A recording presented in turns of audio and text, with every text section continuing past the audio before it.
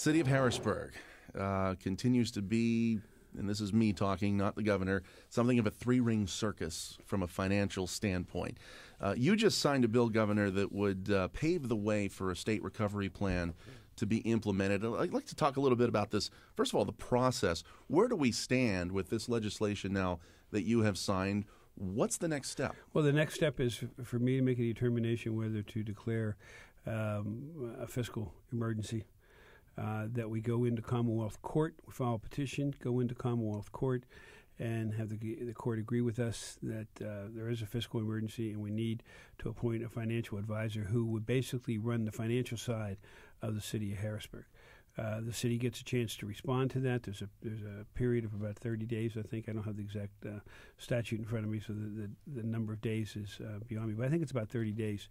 And then the court would have the opportunity to respond to that, make a decision. They may agree with us. They may not agree with us.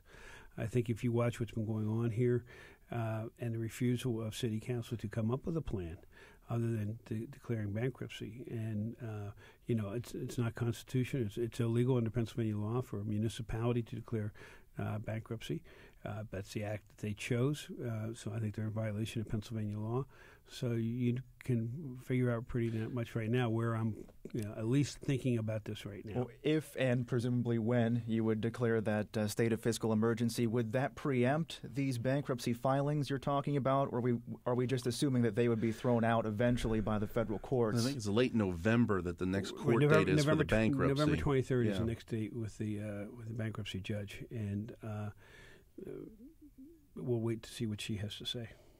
Okay. Isn't Harrisburg right now the poster child for a distressed city? Well, it is. I mean, a lot of it has to do with the management. A lot has to do with the money and how the money was spent or not spent. But we have other distressed cities in the Commonwealth of Pennsylvania. And that bill was not written just for Harrisburg. Scranton comes to mind. Cities of the third class, I think, is what the bill was written for. And what it does is it actually gives some teeth to the Act 47 law, that if you don't do something, we can make a determination that something has to be done, and we can do something from the state level. Because keep in mind, and a lot of people don't understand this, all municipalities, the counties and the municipalities, are a creation of the state. It's under the Constitution that way. So, we can take a look at it and say what's in the best interest. Given the fact that it's a $300+ million debt associated with that incinerator project, which has been a total disaster, what can be done?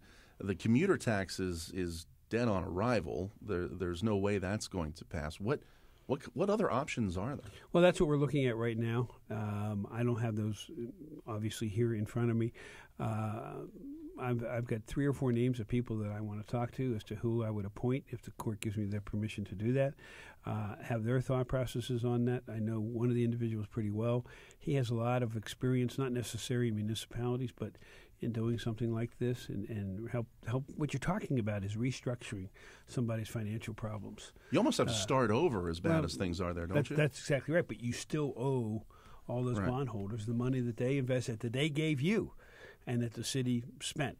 So we're going to have to take a look at the entire finances of the city.